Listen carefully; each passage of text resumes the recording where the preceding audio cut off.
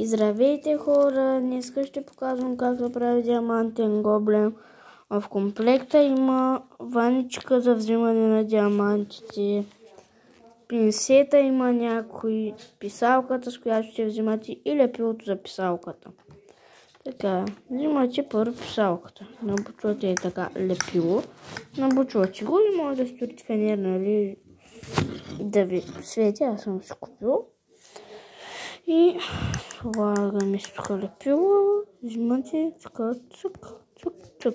Така съм си приготвила тази буквичка хаш. Ето го хаш. Там сами цветовете. А сайтът се казва Диамонди. Поръчвайте. Много хвален. Не правя реклама, но просто е много хубав сайт. Поръчвайте, предпоръчвам го. Има над 3000 гоблена пише. Много е хубав сайт. Можете всичко да поръчвате. Много гоблени има. Голям избор има. Много е хубав сайта. И да показвам как се прави, нали. Имате си тук цвета.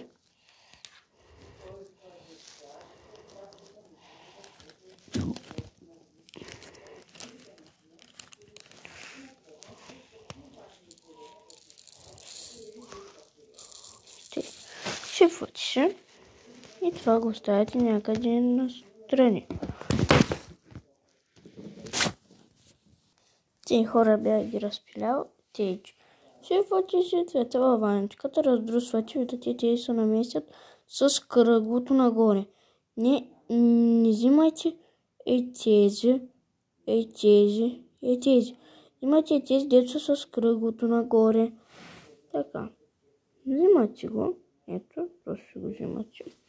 И си го слагате върху цвета.